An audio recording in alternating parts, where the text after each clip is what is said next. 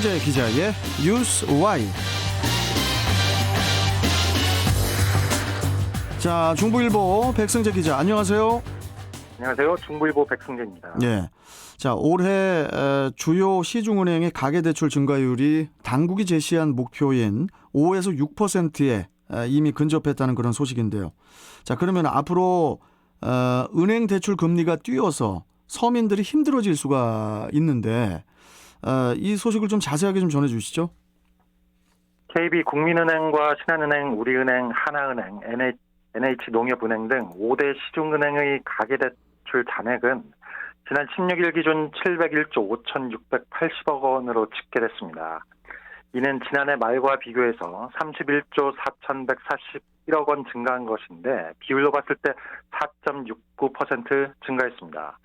가계대출 증가율이 아직 목표치인 5에서 6%를 넘어서지는 않았지만 연말까지 여전히 3개월 넘게 남아있고 은행들의 가계대출 증가율이 최근 가팔라지면서 대출 총량 관리에 한계가 온 게 아니냐는 지적이 나오고 있습니다.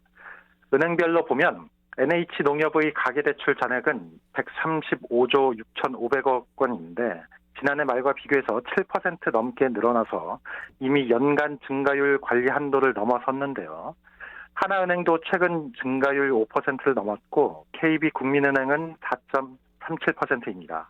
우리은행과 신한은행의 가계대출 증가율이 그나마 각각 3.9, 2.83%로 아직 4%를 밑돌고 있습니다. 그 3개월 정도 남은 상황에서 은행권 가계대출이 한계에 온 것으로 보이는데 왜 이렇게 가계대출 증가율이 높아진 걸까요?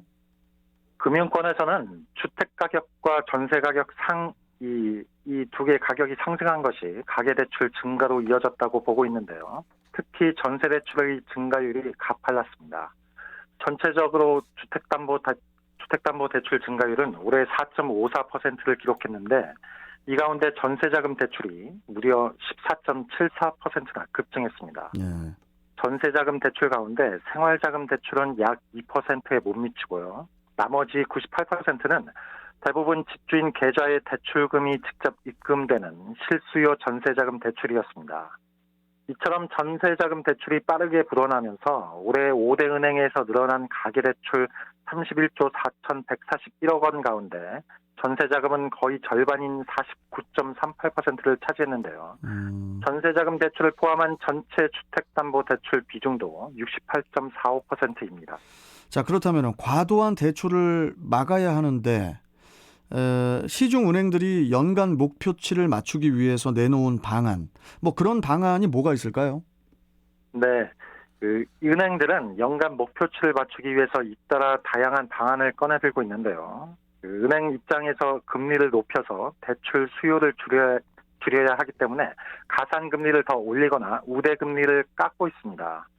KB국민은행은 지난 16일부터 주택담보대출에 대한 총부채 원리금 상환 비율의 운용 기준을 기존 100에서 120%에서 그 이내에서 70% 이내로 대폭 낮췄습니다. 예. NH농협은 지난달 24일부터 오는 11월 말까지 주택담보대출을 비롯해서 전세대출, 아파트 집단대출 등 신규 담보대출을 전면 중단하기로 했는데요. 그런데 문제는 NH농협이 주택 관련 신규 대출을 중단한 이후에 다른 은행으로 대출 수요가 몰리는 이른바 풍선 효과가 나타나고 있어서 은행권 도미노 대출 중단 가능성까지 제기되고 있습니다.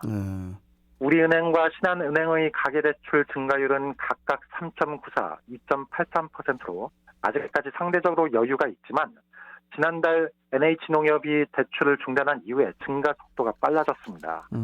정부는 은행의 가계대출 조이기를 강하게 주문하고 있지만 집값과 전세 가격이 상승해서 대출 규모 자체가 늘어나면서 관리가 쉽지 않은 상황입니다. 정부가 은행에 대한 가계대출 관리가 쉽지 않으면 더 강한 방안을 내놓을 텐데요. 정부 방침은 어떤가요? 금융당국이 10월 중으로 추가 대출 규제 발표를 준비하고 있어서 대출 절벽이 더 심해질 수 있는데요. 예. 이 금융당국은 올해 설정한 대출 증가율 목표치인 5에서 6%를 맞추기 위해서 총 부채 원리금 상환 비율에 대한 규제를 확대 시행할 텐데 이 시기를 앞당기거나 은행권보다 상대적으로 느슨한 이 금융권에 강화된 대출 규제를 적용할 것을 검토하고 있습니다. 예. 이 전세 대출 속도를 낮추는 방법과 주식을 담보로 내주는 신용거래 융자에 대한 규제 강화 등도 검토하고 있는데 현재 수십 가지 선택지를 가지고 고민 중인 것으로 알려져 있습니다. 현재로서는 금융당국이 막을 건 다 막은 상황인데요. 이 저축은행 등에서 풍선 효과가 나타나서 대출이 늘어났는데 금융당국은 공격 영업을 하지 말라고 수차례 경고했습니다. 금감원은 저축은행에 대한 월 단위 보고를 주 단위로 바꾸면서 사실상 대출 총량 관리에 들어갔습니다. 최근엔 신용카드 장기 대출 시장이 급등하면서 금융위가 카드사들을 불러서 이를 지적한 바 있습니다. 그러면은 정부가 이렇게 계획대로 대출 규제를 강화를 하면 그 이후에는 어떤 상황이 발생을 하게 되는 걸까요? 좀 서민들 입장에서 안 좋은 상황이 발생하는데요. 실제 거주를 위해서 집을 장만하거나 전세를 받으려는 일반인은 앞으로 대출받기가 더욱 어려워지게 되는데요. 예. 이 대출받는 사람 입장에서 대출 가격인 금리와 대출 한도가 모두 불리하게 바뀌는 셈이어서 이른바 대출 보릿고개 현상이 심해지게 되는 거죠.